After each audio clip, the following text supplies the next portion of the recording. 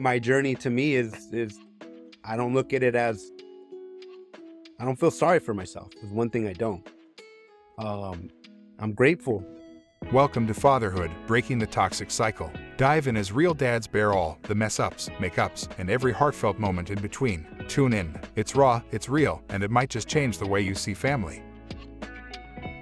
Welcome to another episode of Fatherhood, where we're breaking the toxic cycle and looking to heal relationships with fathers and their children. I have a very special guest today, one of my brothers from spiritual ceremonies, and also a friend that I've known for probably about 8 years in the real estate business. And thank you, Martin, for being here. Thank you for having me. Absolutely. Yeah. So I'm looking forward to an exciting podcast today. Just, I know you're very authentic and so forth, and you're going to be willing to share. So I'd like to start with you, just maybe sharing a little bit about who you are, what you do, and then I'll kind of dive deeper into the beginning where little Martin all started. All right, sounds good. A little bit about me. I'm just a very deep individual. I like to go deep into understanding different types of things about life, and I'm very spiritual, but also I understand there's a physical aspect of life, so I always want to understand both avenues. But I like sports, I like music. I'm a father of two, husband, and just a little about me. I'm an entrepreneur. I'm in real estate. Been doing that for now been 20 years. Wow, actually 20 years. So, just a very easygoing, free-spirited individual, just, trying to find my place in this interesting life. Wow. Now, you said something that just resonated. Let me ask you a question. Do you feel you've found your purpose in life? That's an interesting question because I struggled with that one for a long time. But what is my purpose? What am I here for?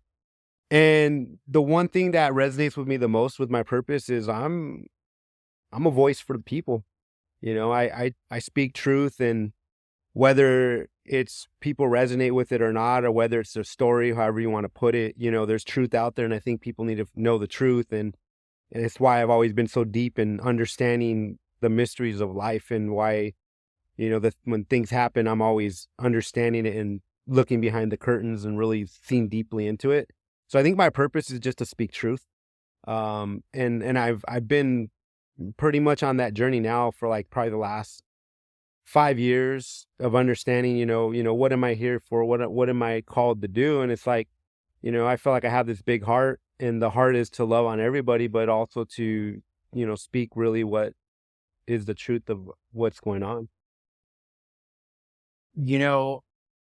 That's what I love about you, that you're authentic and you speak your truth. Now, there was a time when I first met you when I really didn't like you and you really didn't like me. And I thought you were a a-hole. Yeah.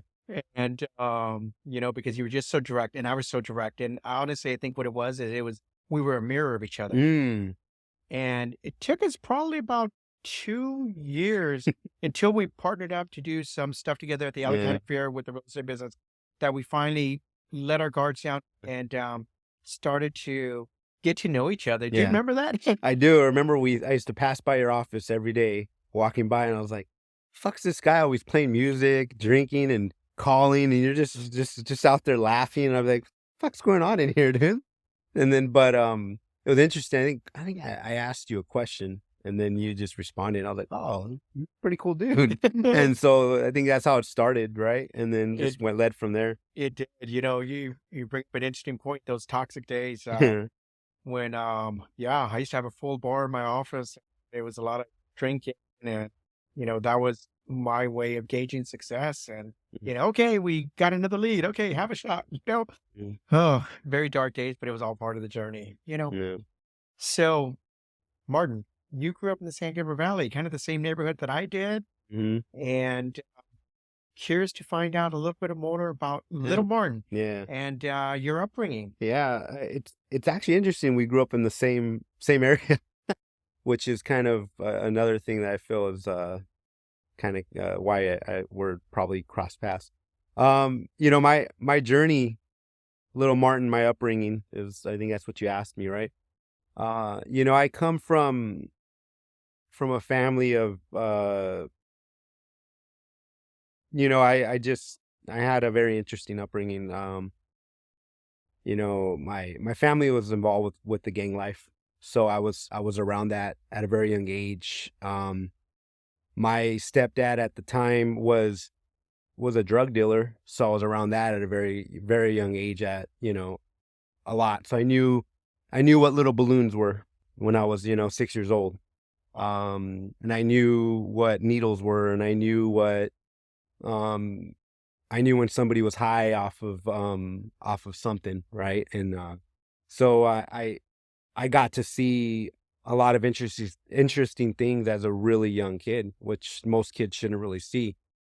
My mom, she was young. Her and my dad, they got together in high school. They had kids very young, and it didn't work out. And my dad went his way, and my mom went her way. And my mom kind of, was just an out free spirited person, wanted to have fun, loved going out, just loved loved that era where she would go to all these clubs and just do her thing. And so I bounced around from house to house. Whoever would take care of me that's where I would be.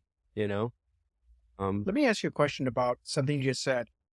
At 6 years old, you knew what balloons were. You knew where needles were. Now, as a 6-year-old child, were you ashamed and embarrassed of that, or did you wear that like a coat of armor? Like, hey, I'm the cool kid. Like, mm, because it can go either way. yeah. So, how did you show up at school and knowing like, hey, my family's part of the gang life, so of course that comes with power and authority, and you know, Yeah. it's a different type of presence.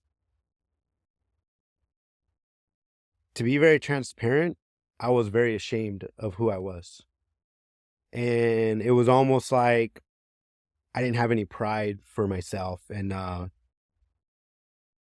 sometimes I was scared. I remember being in situations where it was hard. It was hard, but to be able to not fit in, you know, that was hard.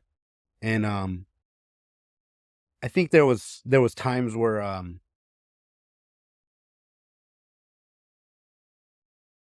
I felt lost. And one of the things I can remember going to school is not being able to finish the year because we had to leave and move because, you know, the house was being watched. It got hot. The cops knew what was going on, so we had to go to another location. Otherwise, the operation would be stopped, right? So I was always being pulled out of schools and going into different schools. So I went to every school in La Puente, every elementary I went to, right? I even went to every school in Hacienda Heights. And it wasn't easy. It was hard. So I would always show up to as the new kid, but because of that, it was always, I was always scared. Like, man, what's gonna happen?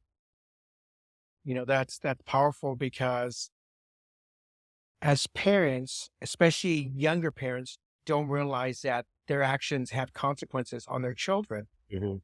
And so what I'm hearing you say is that because of your parents' choices, that impacted you emotionally, psychologically, and it impacted how you spend your school years. Yeah.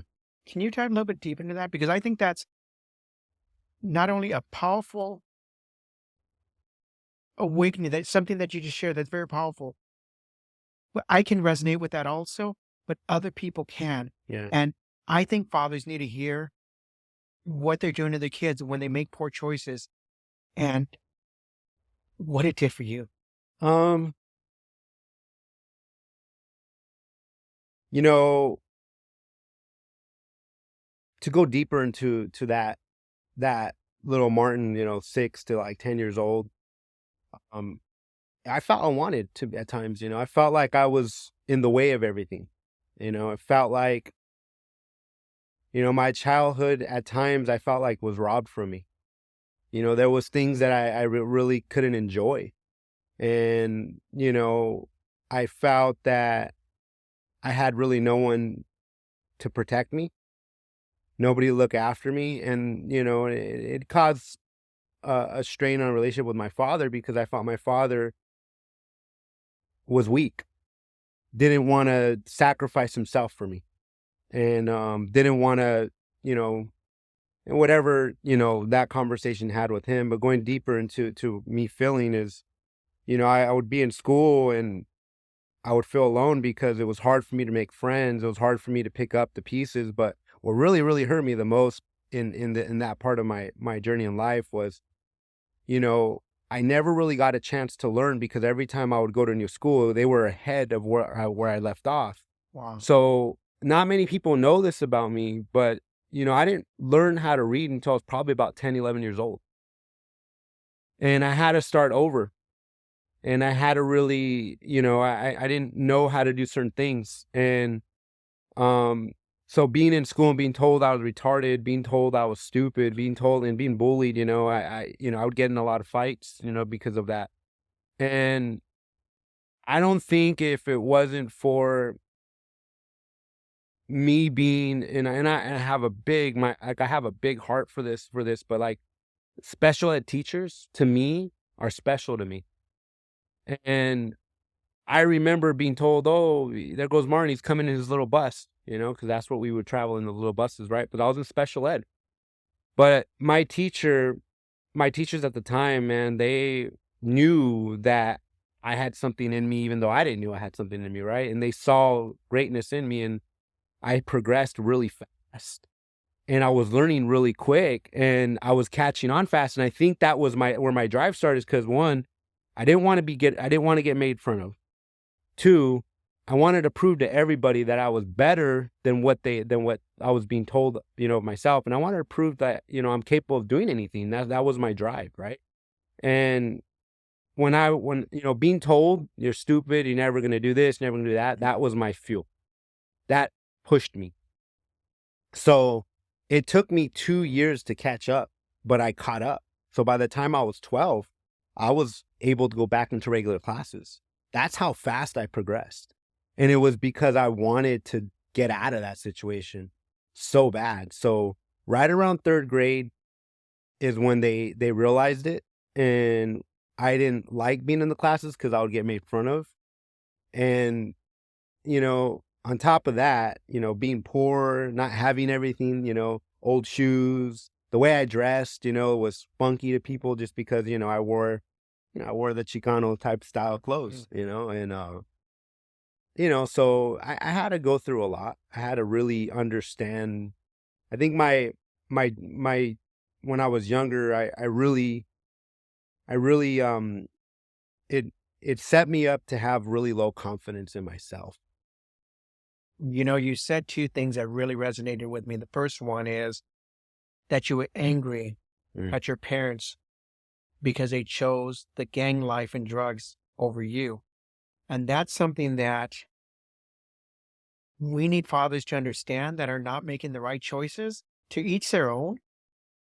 But in the eyes of their son or daughter, they're holding accountable that you don't love me enough to leave that. Yeah. You know, my,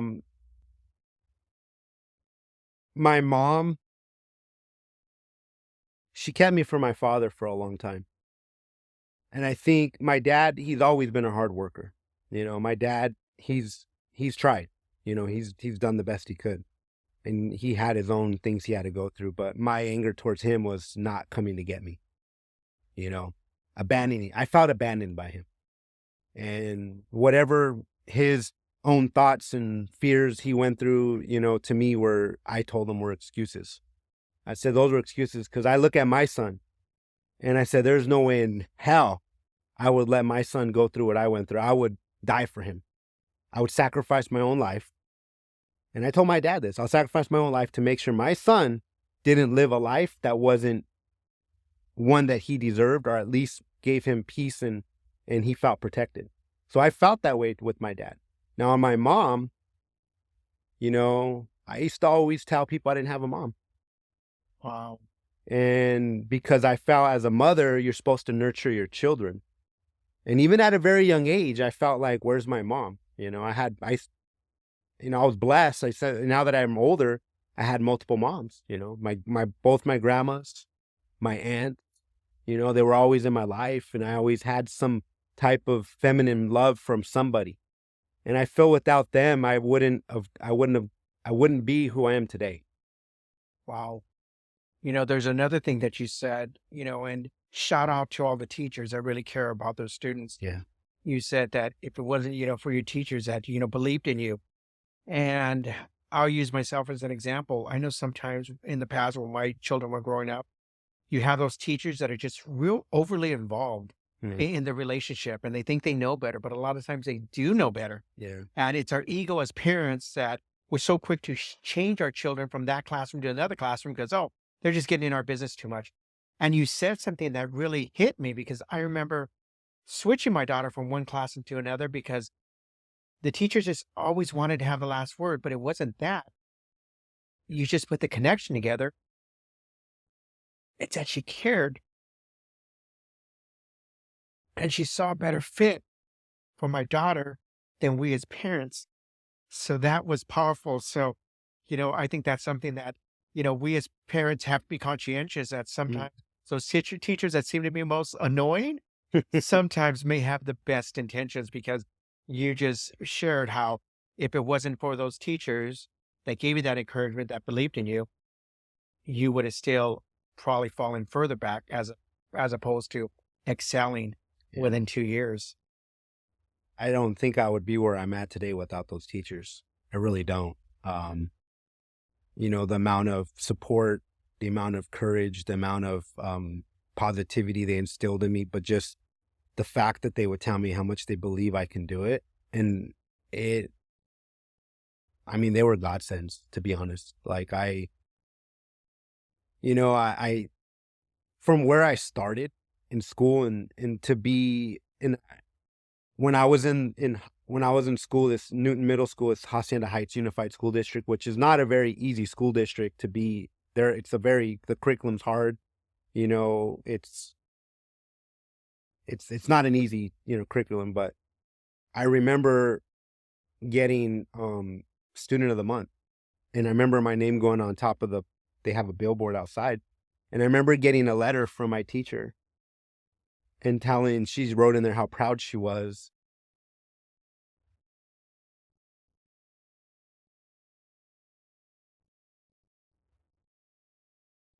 That's beautiful I how had to go back to think about that. She sent me a card with the gift certificate saying she was proud. And I know she was happy. But like just to receive that and be told that was priceless. wow, that's powerful. Thank you for that share. The other thing that resonated with me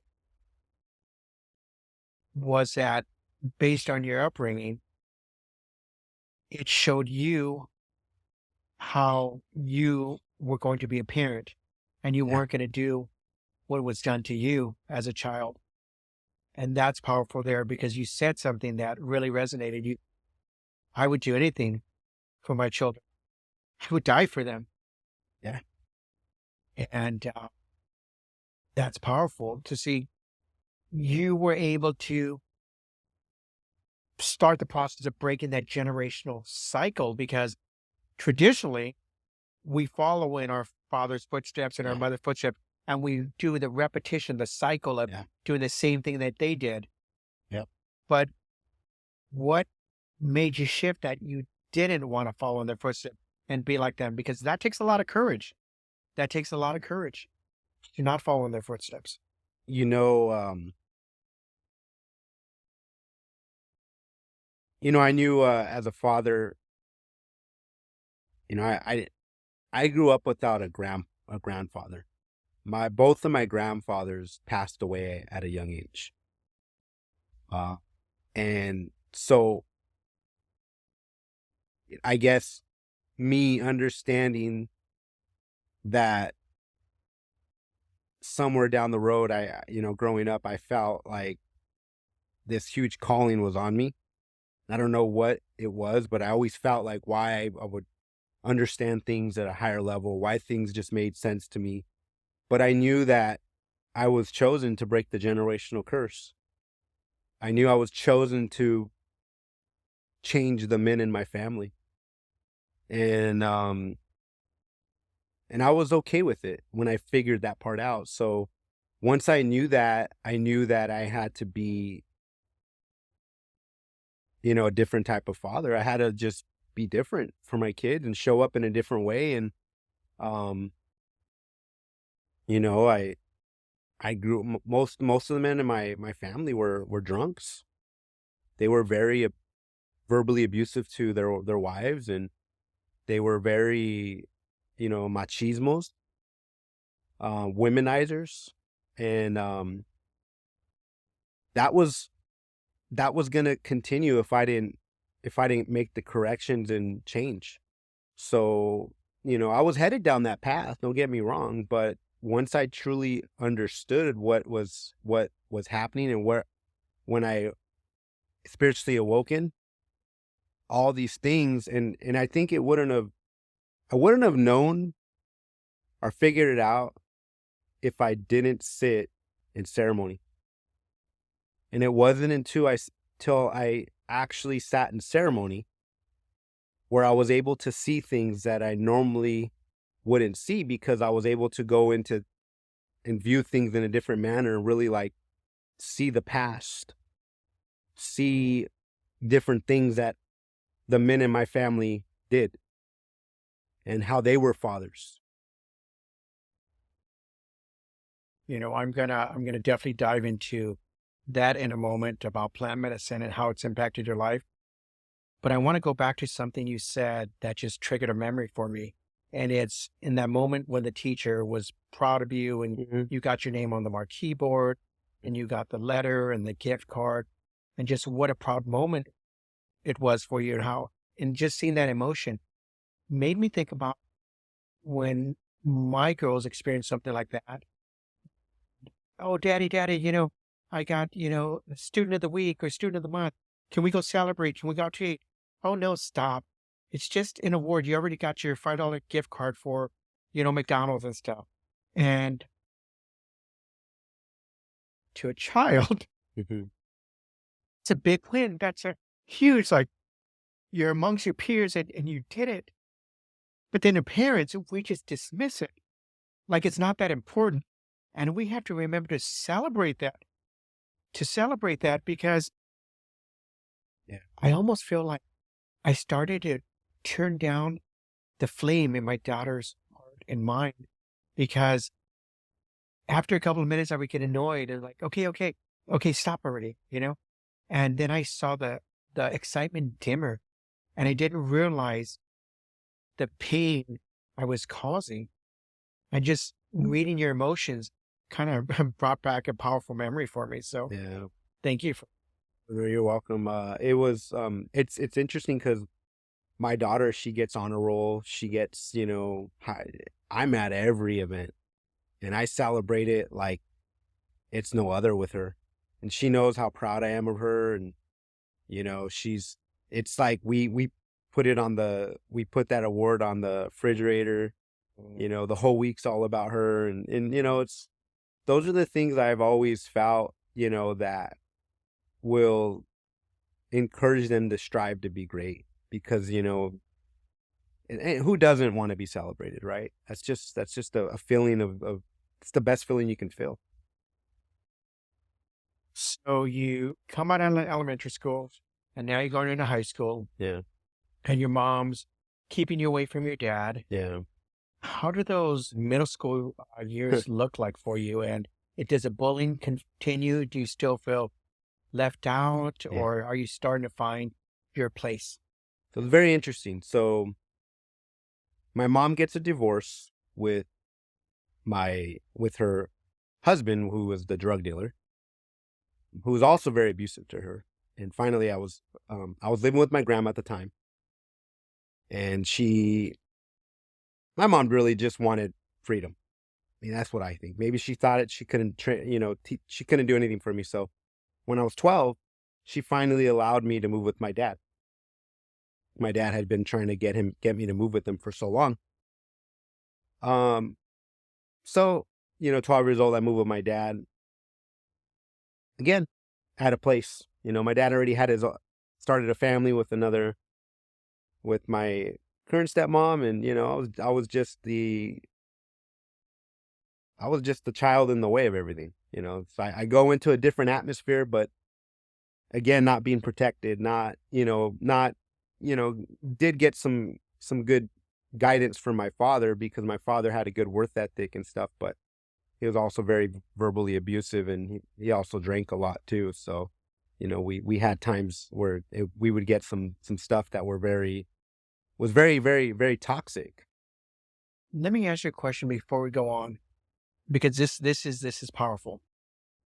For children that are leaving one household and going to another, and then you already now let's say, okay, so in your case, you went from your mother, you went to your dad now. Mhm, Now he started a new life with a mhm, new family, new wife, having children now. What steps could he have taken mhm. in order to not make you feel like the black sheep of the family? Because this is an everyday occurrence that happens. Yeah. So, what would Little Martin say to fathers that are going through that, where now they're taking custody of their son or daughter, but they already have a new family? You definitely want to make that child feel protected. Let them know that they're not an outsider, that they're part of the family, but also encourage the family members to embrace them and make them a part of the family, not an outcast. Uh, you want to include them in everything. You don't want them to, especially if it's your wife and you got remarried and that's not your kid. You got to have that conversation with your wife and let them know how important that she is to be involved with your child's life, and that to treat him or her the same way as she would treat her kids. And if she can't do that, then it's your responsibility as the man to lead and guide and show and get that respect, and get that love that your child's gonna need. Because, I mean, going back to my experiences, I was always treated like I was nobody's. And my dad worked all the time, so, you know, I didn't get the things that they got. When Christmas came, they got more gifts than I did. When school shopping came, they got the better clothes than I did. When, there was times they would go out to eat and I would be home and they would just go out without me. Or they'll come back and they would eat the food in the car, and I'd be outside and I'll be watching them. I mean, you name it. There's things I can go back and forth and say, but during that experience that I went through, and you going back to the question you asked about my high school years, and in middle school, the one thing that really I leaned towards when I was younger, and this my dad, when he started coming more in my life right around when I was 10 years old, I wanted to play a sport. And we tried baseball, and it was too slow for me. Just it wasn't for me. So I went to park, and there was practicing going on, and I was like, oh, what's that? And I was like, oh, it's football. And I went to park, had this really good football program, Pop Warner, and I was like, I want to go play that, Dad. So he signed me up, and you know, it, football let me get a lot that I was holding it out, you know, and I was able to take that, and whatever I was holding inside, all the hurt, all the pain, all the frustration, I was able to really use it and play on the field, and like, because it's such a physical sport. Did your father show up to your games? When I was in when I was younger, yes. When I was in high school, no, he didn't see one game. It was really, really hard for me because I was a better player in high school than I was when I was in Pop Warner. There was games that, shit, I would have like a 15 to 20 tackle game, or like I Wow. made like 15, 20 tackles, two sacks, two forced fumbles, and nobody's there watching me.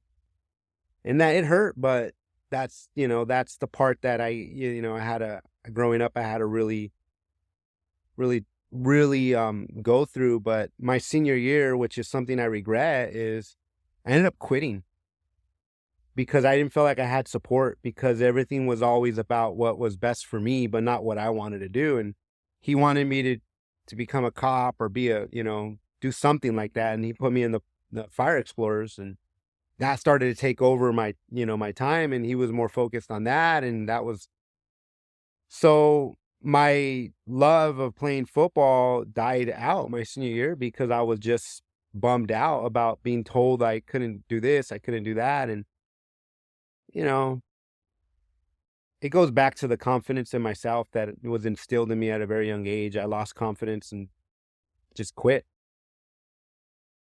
You know, this is a common reoccurring thing with children who have absentee mothers and fathers that don't show up for their games or their recitals or their Boy Scout activities or Girl Scout activities. They quit. They quit because they feel unsupported. They quit because they feel embarrassed because other people's parents are there. And this is important for parents to understand that when you don't show up, you're hurting your son or daughter emotionally and psychologically, and then you want to give up. Yeah. You know what I think, and this is just my thought on that, is I think our priorities are fucked. And I really believe that we're geared to believe that we can't miss work. Our work's more important. Our if I call off, I'm gonna lose my job, and it's why I'm an entrepreneur. It's because you know what? And I had a conversation with my wife. I said, you can't pay me enough money to miss time with my kids. Because for me, it's like I don't care if I'm working for somebody. That manager, that CEO, that president, that whoever it is, they're gonna take the time off to go and be there for their child. And most of the time they do. And maybe some don't, but they do. But the people in the workforce, I think they're so scared to lose their job that they forget how important their kids are.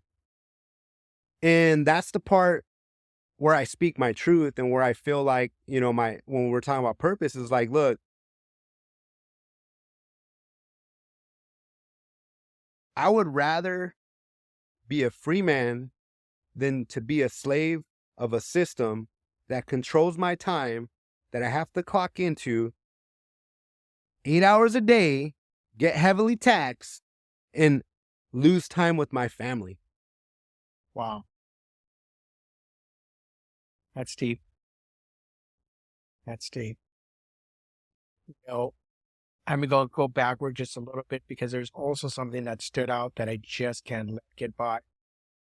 And this is for you stepmothers and stepfathers out there that now have to embrace your spouse's biological child Mm. and the impacts that you have on them when you show favoritism. Because I hear this over and over again, where the biological, son or daughter comes into the relationship that's already established.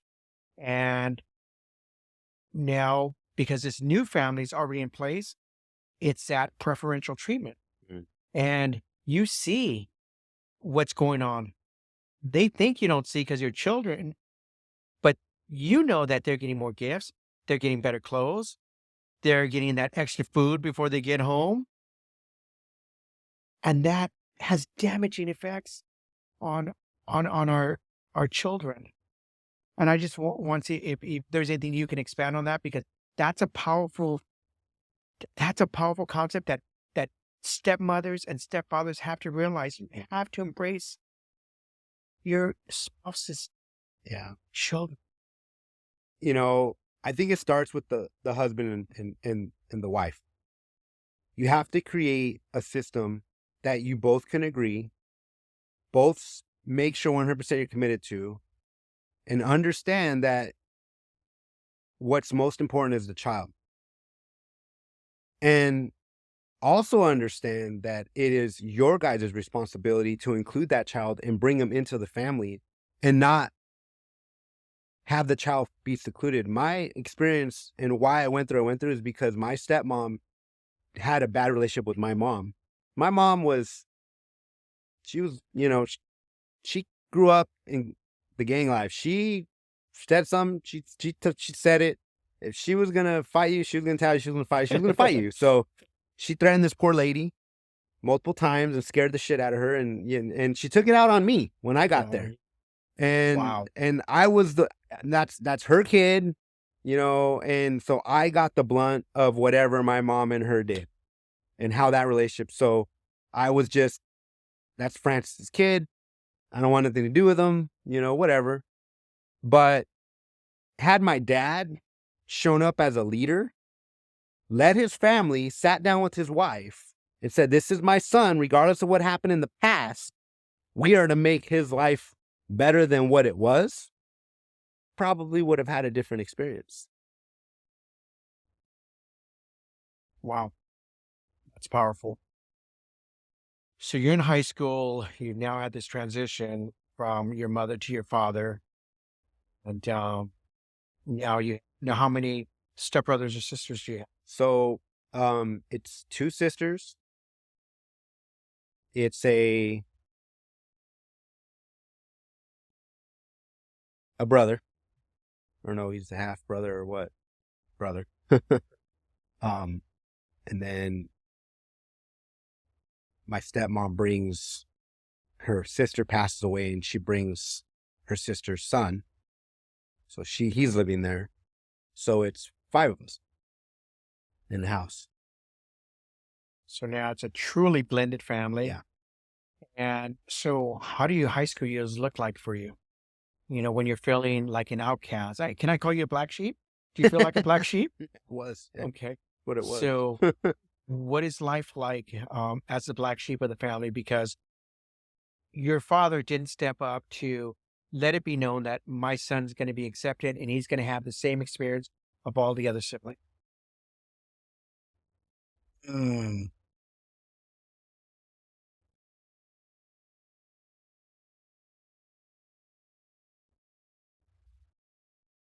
You know, growing up in high school, the only thing in the back of my mind was when I turned 18, I'm out, you know, and ultimately that's what happened. You know,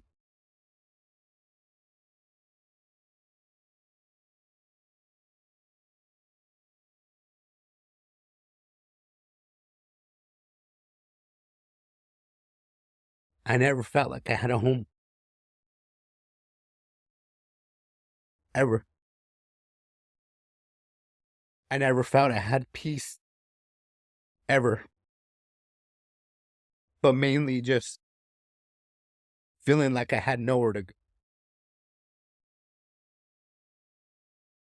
And, as I got older in high school, I always knew like, I don't have a place to go. If something were to happen, where am I going to go? Nobody wants me. So it impacted me to really, really try to figure things out. And, so I ended up moving with my grandma after high school, my dad's mom. And, I in high school, just that dynamic of not feeling wanted or feeling like just not being comfortable. As soon as I graduated, I wanted out. So in my high school years, I always made myself busy with sports because I didn't want to be home. So I would go to football practice and I would go to school and I wouldn't get home till 7, 8 o'clock at night purposely. I would stay and practice more just because I didn't want to be home. I would wrestle. I would do different sports just to not be home. Even when football was on off season, I would go do something else. I took welding and I would stay after school and do that. Like I would stay at a buddy's house, and it just, just my high school years was just not wanting to be home, just I'd rather be doing something else because if I knew I was going to get home, it was, I'm not saying I was the perfect kid because, I was troubled, obviously, but um it wasn't easy. It wasn't an easy experience for me. So I I don't want to say that it's anyone's fault the way I felt. Maybe I could have been a better child at times. Maybe, not been done certain things the way I did, but I didn't know any better. you know. So I only was doing based on what I was shown at a young age. I don't think anyone really understood that. Why I was the way I was. No one knew. People just, oh, no. If you if you really fucking took the time to say, what happened to you? And I used to tell my dad that if you fucking cared, you would have got me help. If you fucking gave a shit and you weren't so lost and worried about whatever the fuck it is you were going through in life and so lost with drinking every fucking weekend, and you really said, my son has a problem. There's something wrong. I need to get him help. But you didn't get this. I had this conversation. He can't listen to me. I told him, I said, you didn't give a fuck. I said, because you know why? Because you didn't care about fixing yourself when that's your responsibility. I was like, now I'm older and I'm supposed to just let everything just be. I can't. I can't. So going back to that, my experiences is like, I don't think anyone really asked me if I was okay. That's powerful.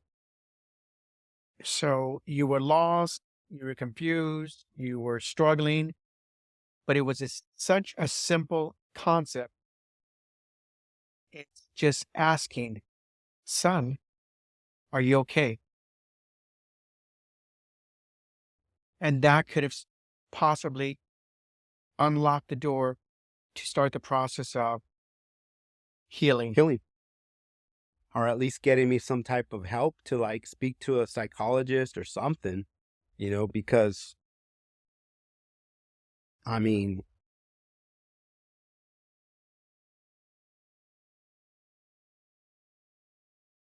you know,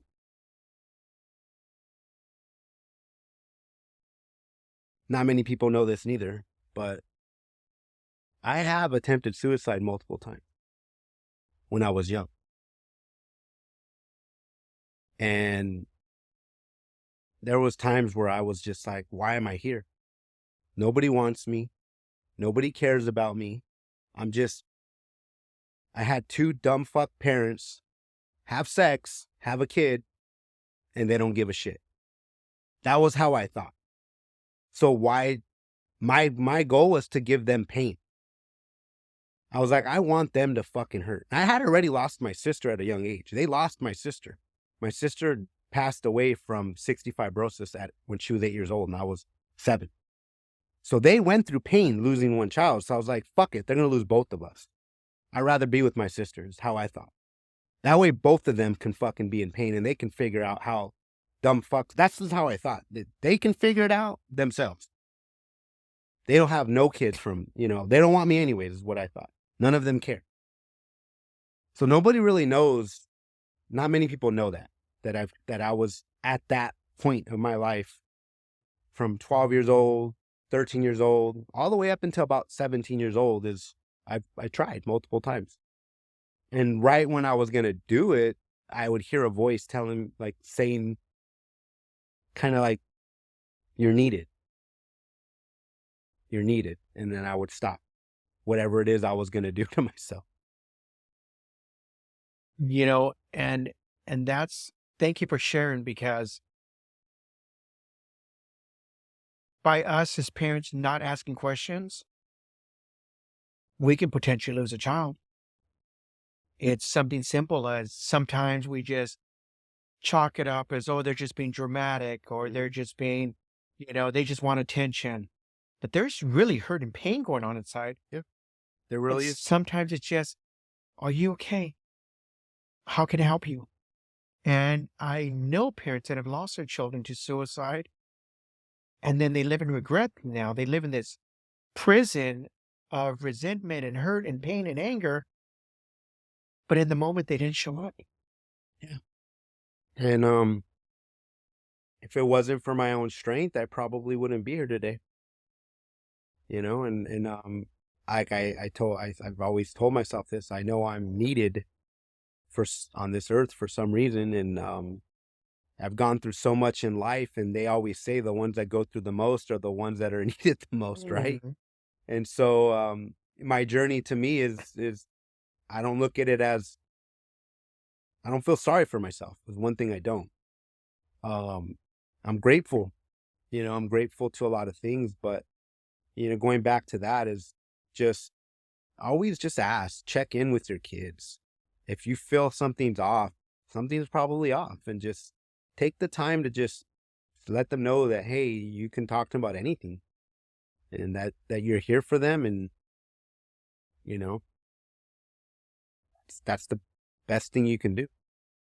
And it's interesting because I've had conversations with parents over the last couple of months who are getting a backlash from their adult children. Mm, And I've literally had conversations with the parents that I literally was at a point where I wanted to kill myself just to show them pain because of how they treated me.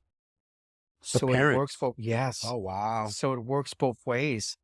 And especially when you have adult children, because sometimes the parent thinks like, you know what, I did the best I could, and Yeah. but now I'm going to show you. Yeah. And literally just had a conversation like this just a couple days ago. So it's interesting is how to see it happens on both sides of Yeah. the fence. Yeah. It's definitely I'm going through my own journey of acceptance and loving my parents for who they are, and appreciating that they only did the best that they could for what they knew, right? Um and I know my both my parents had a hard life too. you know they both have, and I've gotten closer to my mom, and I've forgiven my mom, and I don't hold anything to her anymore, and she's been a great grandmother, she's been a great mother. I'm still repairing the relationship with my father. I can't always be the one to try to fix things, which I understand. So I don't have any ill feelings towards him in any way. I don't, I love him. I, you know, I can't force people to do anything, as I realize, and my phone's always there. I feel like I've been the one always calling, always checking in, and it's like, it's got to go both ways. So let me ask you a question. You're on this path towards forgiving your father. Hmm. So I'm going to go deep. Hmm. So if the adult version of Martin is on the path of forgiving him, does little Martin forgive?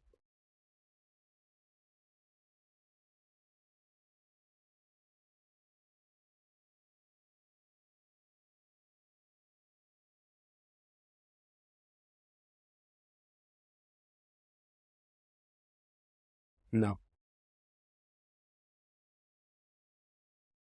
until he actually acknowledges that he abandoned me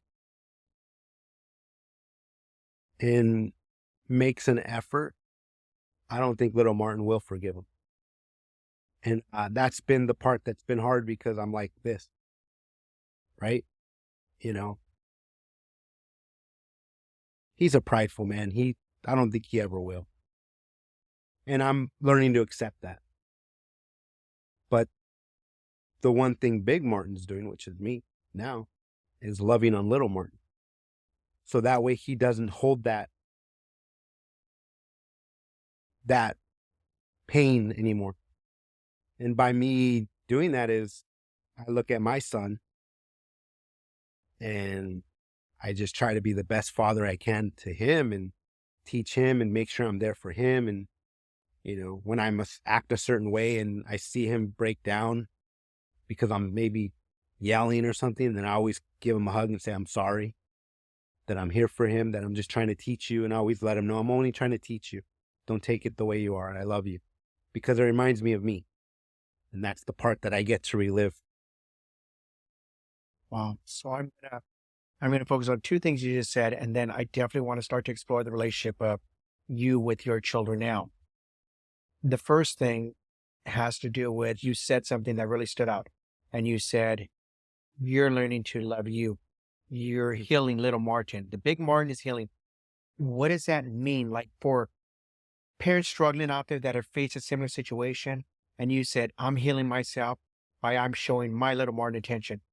Can you kind of maybe Mm. articulate what does that look like? Because it right here is a powerful moment Yeah. for fathers that are struggling with this. Um, our inner child will always come out in situations, that's just how it is, right? When if we have childhood wounds, they come out. So whenever I feel like I'm not wanted in certain situations, I father little Martin. You're okay. I want you. I'm here for you. I always will love you. You're always protected. I have you. You don't have to be scared of anything because I'm always going to protect both of So us. you're saying this to yourself. Big Martin is saying this Yes. to little Martin. Yes. Are you verbalizing it or I'm- is it just I'm mental? verbalizing mental. I'm talking in third person inside my soul. And I'll stop and I'll love on myself. I'll go do something fun. That's the beauty about things, If I'm going through something, I'll go and eat something I enjoy because it's going to bring that enjoyment. Like if I was a little kid, right? I'll go play something. I'll go and I'll just give myself the space I need. But mainly the thing is just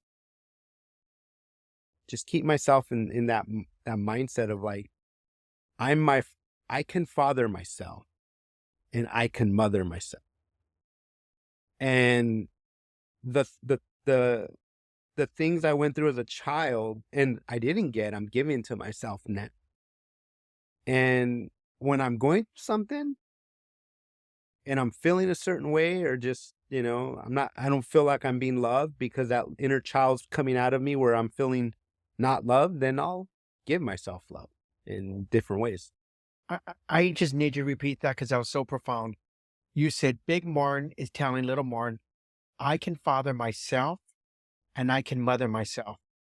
Can you just expand on that one more time? Because Yeah. I don't want to miss that. That's So, when little Martin is needing something that he didn't get as a child, like maybe he wants that father figure that can talk to him about wisdom, I'm going to give him that. If little Martin wants that closeness and love and just that, that feminine little essence that they get from your mom, I'm going to give it to him because I know what to do to give it to him now. And so when I seek wisdom and I know like the inner child is coming out, then I'll talk to myself and say, hey, this is what I would do in the situation, or this is what we should do. And it has impacted my life in a big way. But the interesting thing now about the mothering is, my mom has stepped into that role. And so I have access to that. So at times I'll just call her and we'll have a conversation and she'll give me what I need. And the one thing about my mom right now is she'll drop anything for me. really. She'll drop anything for me. Like if I told her I need her, she'll come to my house. Like that's the commitment she's made, I guess, to give. That's what I mean, like the healing part, like, and why my love has grown so much for her now is because at an older age, she stepped into a different role of like, I'm going to make sure he knows I love him no matter what. And she has done. And she'll listen to me bicker and complain about things that happened in the past. And when I'm done, she just says, I love you. I just want you to know I'm here for you and I'll always be here for you. You can tell me whatever you want. And that's how we leave. So like, that's been interesting because the mothering part, I've been able to get that from her. Even though I still give it to myself, I'm able to get that from her. And there's nothing you could have done as a child. It was just her journey. It was her journey. She had to self-discover. Yeah. And she told me, she said, it wasn't until you told me, because she was having some struggles. And I said, why don't you go and like sit with somebody and maybe get some counseling? And I didn't know this, but she did quite a bit of counseling. And she, I guess, understood what she went through in life, and she started going through that journey of healing and accepting of all the stuff she's done. And in that process, me healing, it transitioned to her. And she started seeing who I was, and she started seeing my growth, and she started really just embracing like her son's journey and just seeing like all the stuff I've gone through, and it empowered her to go and seek it for herself because she saw how I was changing. Wow. So I'm going to challenge you to do something today when you leave here. Okay. And it's something I did a couple of weeks ago based on a conversation that my daughter had with, Okay. and it had to do with that damn Barbie movie and why I never bought them the Barbie dream house. But I was charging my car a couple of weeks ago, and I just found like I wanted to bring out that inner child in Yeah. my adult children, but also in all of us as a family. So I walked across the street and bought us all a toy that we could play with together. So I'm going to challenge you when you leave here. There's a Walmart down the street or a Target. Okay. I'm going to challenge you to go buy a toy for not only little Morton, but for your daughter and your son and your wife. A toy, a doll or something that you guys can all play with together this weekend, Okay. and just help them to continue to love on their inner child, but also you and your wife also experience that inner child feeling Yeah. with your children. Yeah. Yeah. That actually will be fun. You know, the other thing that I want to go back to, and then we're going to dive into your relationship with your children now, is the loss of your sister. Yeah. Because that's a lot more siblings experience that than I even realized in childhood. And I want you to take me back to the place, if it's okay, and just, there's already a lot of toxicity going on in the home. And then now your sister gets sick. Were you guys close? And because you guys were, what, a couple years apart from each other? Yeah. We're 1 year apart. 1 year. Wow. Okay. 1 year apart. So you guys grew up together. Yeah. So how did you process that? And what advice would you give parents whose children who are not only facing the loss of a child, but they have siblings, that their son or daughter, brother, sister passed? And how do you help them cope with that? Mm. What could they have done at that moment in time, if it was a whole different context, to help you? Because I'm sure they were struggling. Yeah. So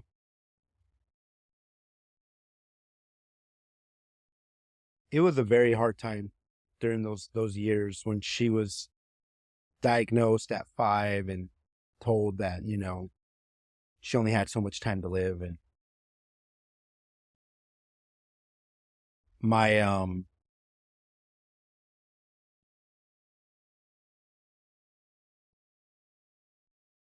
I don't even think I was ever told that she was passing by my parents. I wasn't even allowed to see her on her last days. And I just remember being home and not knowing what was going on during those the final weeks, and just so much chaos going on in the house. And, it was such a blur to me. I just know my mom and my dad they weren't working well together. My, stepdad was a bully, and was kind of just being a bully to my dad, and my dad being himself just try to, be there for my sister as much as possible, which I know he was during her last 10 days. He was there a lot at the hospital, you know, and it was hard for me because I didn't see her much, towards the end. And as close as we were, I didn't really get to see her. And my advice would be like, you know, if you're losing a child to somebody that just to some type of illness, include your kid, no matter how old they are. And so they know that, they know what death is. And I think we're always so scared of dying that we forget to live. And living in that moment would have been the most important thing. Because if I could have just spent just an hour with her during her last moments and be able to like just have that experience, I could have cherished that for the rest of my life. And, it's always been a blur to me, those times. And I don't want to say I forgot her because I never will forget her, but I feel like I wasn't, I feel like it was taken from me. The experiences of her last moments on earth. And that was hard. That's powerful there, because as a parents, we think we're doing the right thing by sheltering our children from this trauma Yeah. or this passing. But what you're saying is that no, don't take that memory, that final time from me. Let me have those final moments myself. Yeah. I didn't even get to say goodbye my own way, you know? And she didn't get to say goodbye. And I know she knew, she was smart. She knew what was happening. She was, she knew. And for me not to be able to see her, you know, and that goes back to like, just my journey and what I had to go through with my parents and just like realizing that, I'm going to learn from everything and make some changes of what I want to bring to my kids. So, When's the last time you looked at a picture of your little sister? so her anniversary is coming up next month of when she passed. So I typically look at it every year she passed. Love to see you post a picture one day of the two Yeah. of you together and just honor her legacy. No, I will. Her legacy does live on through my daughter, 'cause my daughter is very similar to her. Wow. So, So now let's fast forward into the last couple of years in the present, and how your upbringing has impact. And actually, even before that, how did your upbringing impact you going into your adult years? With dating and relationships and friendships, because you're coming out of this toxicity and you've had this up and down roller coaster and bullying and not feeling wanted and left out. How did that impact you going into adulthood before we even get into your children? Was there drinking? Was there drugs? the one thing I'll tell you that I'm grateful I was not a drug addict. You know, I really never really was a big drinker. So those are the things did I do it socially? Yeah. But it wasn't something I did a lot, you know. Um, going into my social, young adult age, I had really, really low self-esteem of myself. So I was very shy. I never really, you know, I didn't even go to my own school prom because, I was fearful of rejection, fearful of being told no. And, I think I had a conversation with my dad about wanting to ask somebody to the prom, but didn't want to feel embarrassed not having a way to get the person there, right? My date. And he just kind of looked at me and said, well, you got to figure it out. What do you want me to do? Rent you a limo? I'm not going to rent you a limo. Right away gave me the whole, I'm not made out of money bullshit that I always will get, and that we're not with this and that. And then, 2 years later, I see my brother and all of them with the limo, and they're going to their prom, and it's like, so, I didn't date much young. I never felt, I guess I never really had the confidence. And, it was interesting for me. I was always outgoing, I'd have great conversations with different women, but I didn't have the courage to ask. I always felt like, oh, they wouldn't want to. Why would they want me? So it was very, very, very tough for me. And, my dad would make fun of me a lot. When I was young age, it was always like, oh, you should be out there. I had multiple girlfriends, this, and that. And it's like, I didn't really date in high school. And again, it's like, why wouldn't you fucking ask your son, what's wrong? Are you okay? Just another unawareness, just thinking everything's okay, going with the flow. And, you know, so yeah, it was very interesting for me. So now let's fast forward into the present and your children. You have a daughter. How's your daughter? My daughter's 11, Okay. And then your son is 5. okay. And you're married and Yeah. you now, you know how you don't want to show up as a father. So how does your relationship look like with your kids? You know, I'm very, very present with them. Um, I try to be involved as much as I can. I try to be the example of, of what a healthy male figure should look like. That's to me is important. And, I try to do as much as I can with them, like this Saturday, I'm taking my daughter with me to the football game. She likes going. So me and her are going to go by ourselves.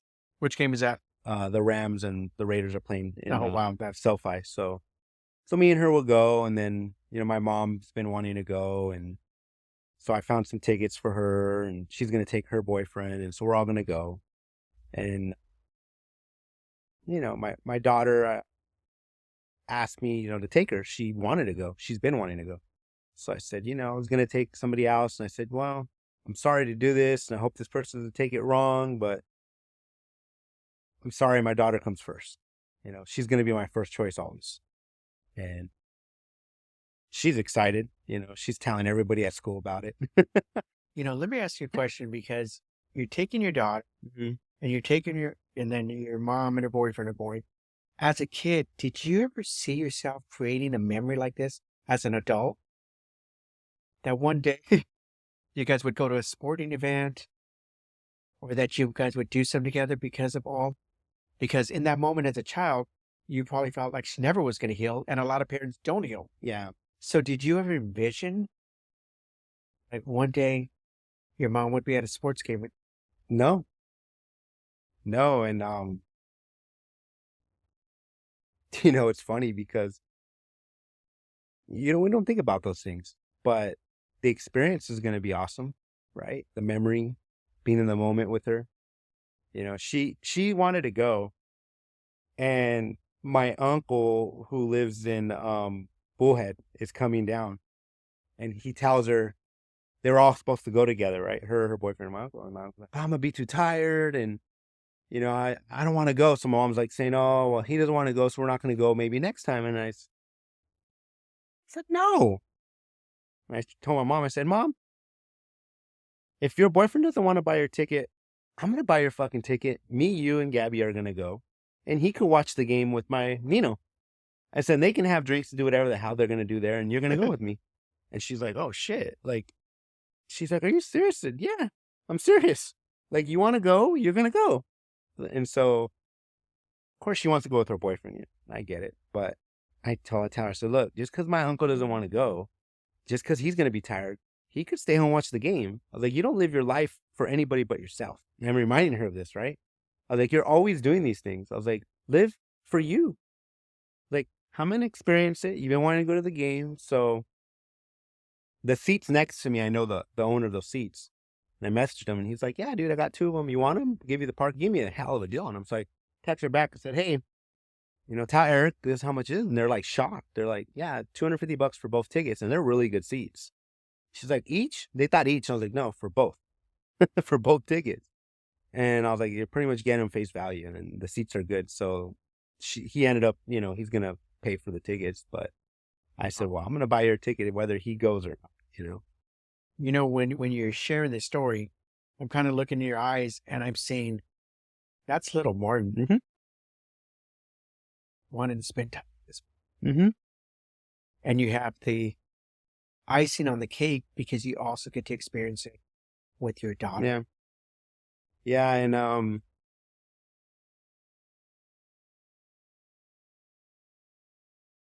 when I was young, I used to always want to go to these games, and it was always told, we don't have the money.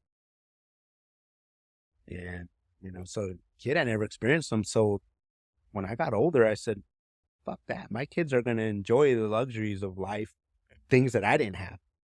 And, so I got season tickets to the Las Vegas Raiders, and my kids got to experience that. And my daughter, she looks forward to it. Dad, are we going to go to a game? When are we going to go to a game? And so I'm taking her to the LA one, and they don't know. They just want to, to them, it's like, it's exciting. They get to tell their friends, like, so for me, I'm also living in the moment as little Martin with my kids.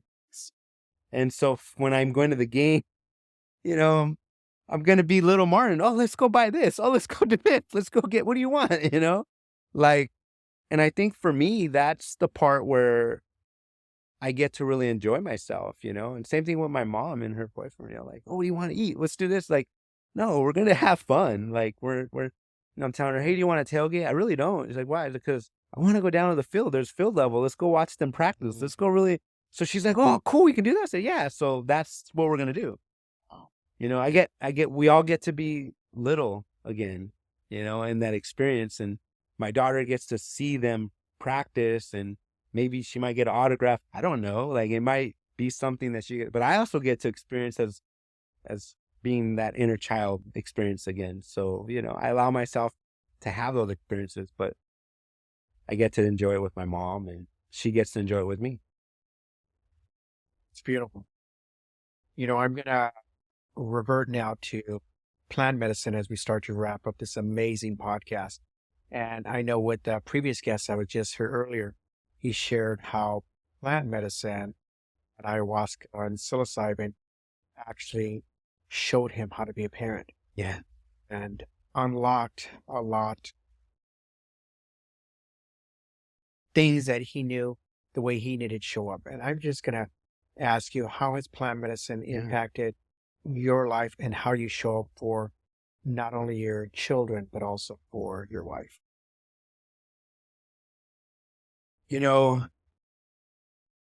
It's allowed me to really go within myself in a different level that I've never thought I could. But I guess energetically, I was able to really just see parts of my family that I never really would have been able to. I was able to see what my parents went through, raising a sick daughter, being really young. My dad had me when he was 17. My mom, I think my mom was 18 at the time. So I was able to experience that and really just see that. And it allowed me to really understand and see that the kids are the most, and that I remind myself that they're the most important. Be patient, and my son's running around being loud and being this normal, like, kid. Don't stop it. And don't get me wrong, at times, being an adult, you tend to be like, hey, quiet. And then I remember, I'm like, that's okay. And what really opened my mind to it is we had some friends over last week, and her son's really outgoing, free-spirited, right? And, he walks around barefoot, whatever, being a kid. He puts his feet on the wall and the walls get dirty. And I can tell she's bothered, like, oh shit. And we trying to clean it. And she looked at me and she's like, she felt bad. Like, I'm sorry. I looked at her and said, he's just a kid. I was like, I could paint the walls. I was like, he doesn't know what he's doing. He's just being a kid. But I said it in a way where it was like, I don't give a shit. Like, let him be. Like, he's fine. Like, he's doing what he's supposed to be doing, and we shouldn't interrupt that.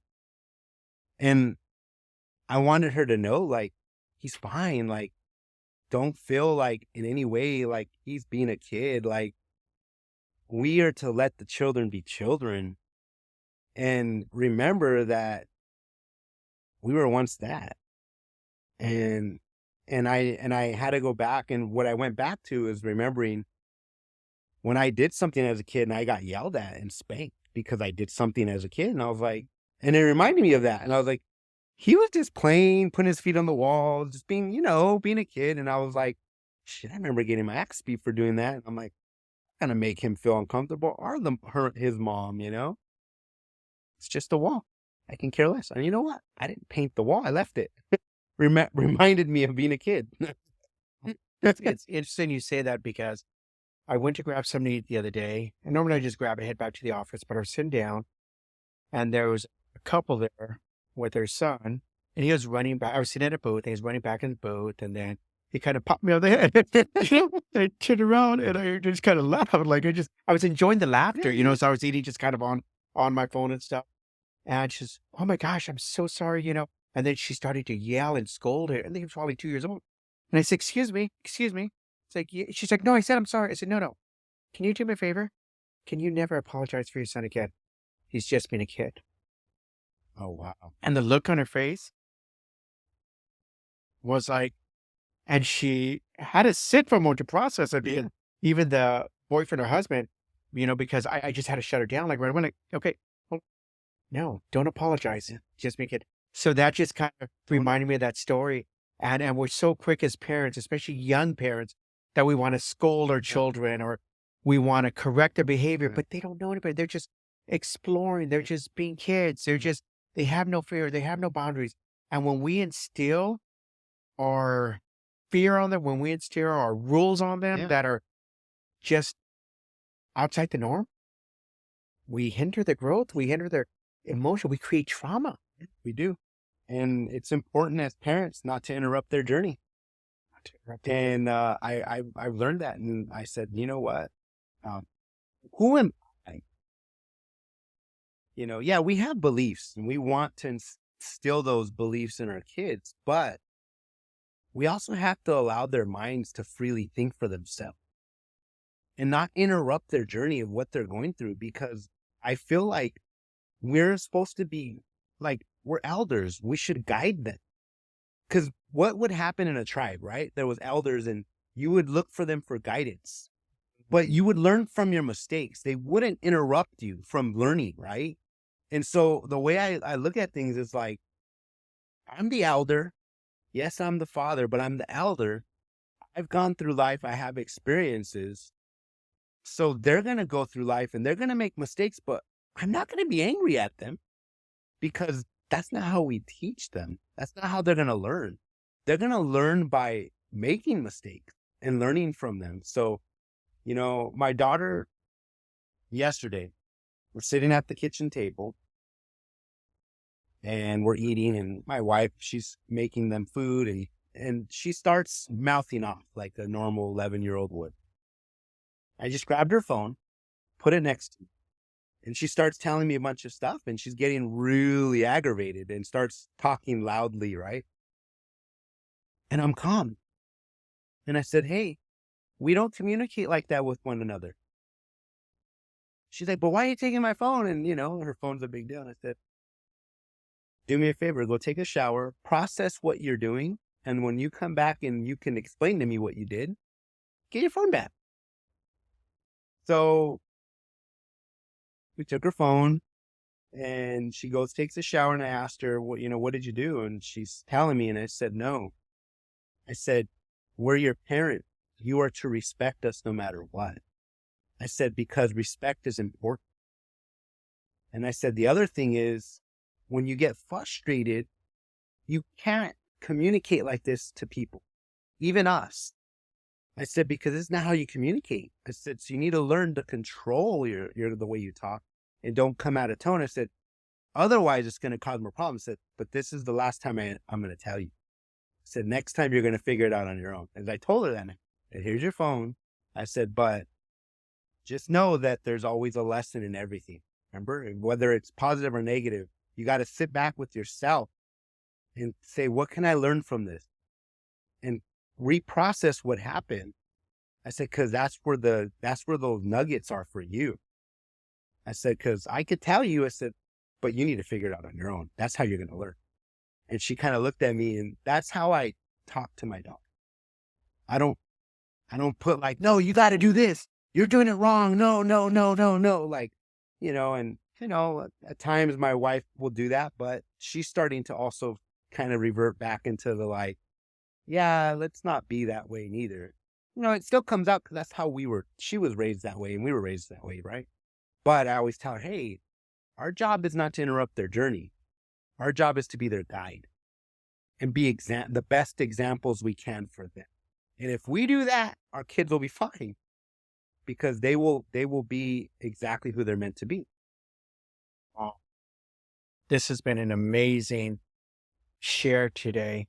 And are there any closing thoughts you want to share with fathers out there that maybe have gone through a similar upbringing like you, and maybe just I don't want to say best practices, but just key takeaways that you could offer them that will give them hope that there is healing and you can change that story. Yeah. You know, I would really look at the men that you surround yourself. There's nothing wrong with anybody. I don't want to say that, but if you really want to change and be different, start surrounding yourself by better men that can be a better example for you and are on the path of healing. And whether they are or not, that's okay. But at least, don't put yourself in toxic situations or things that can revert you back to the way that you were brought up. Now, we can't control everybody, but we can control our environments. And I've learned that. So, get really curious about who you are and start to really figure yourself out. Because once you get curious about you and once you start figuring you out, it's going to open the doors to really becoming a better father, becoming a better husband, becoming a better, better man. And I think for me in my journey was, I wanted to be, just wanted to be a good man. Somebody that can be an example of what's possible and at least help somebody else have an example to basically say, man, this is a better path, a better way. I'm not perfect. I'm not saying I am, but, I definitely would say, try to find somebody that you can resonate with, that you can have conversations with to help you through things and, be that guide and just make sure you have that support whenever you need that guidance. And, don't feel bad about the past. The past is a good stepping stone of how to become better, and forgive yourself. That's the main thing. Forgive yourself and don't punish yourself. Wow. You know, I'm sure a lot of people out there don't know that you're an artist also, Yeah. and you like to make music. And want to just maybe share on that a little bit? Because I think that's a big part of bringing up the little Yeah. Martin inside of you. It's So, it's interesting. I've been doing music since I was 17 years old, but it goes back to the insecurities of actually like I'll make the beats, I'll do all that, but to actually record something, I get stuck because it's that fear of being rejected. But as of late, I've been feeling more and more comfortable, and it's funny because I hear like, oh, you're past your prime, what are you going to do? You're 41 years old. What can you do? I said, I'm not doing this to get famous. I'm not doing this to get rich. If one person hears a song and they can relate to it and it impacts them in a way that's positive, I'm good with it. it's beautiful. Well, thank you very much for coming on. And this is Fatherhood, Breaking the Toxic Cycle. And we're wrapping up another episode.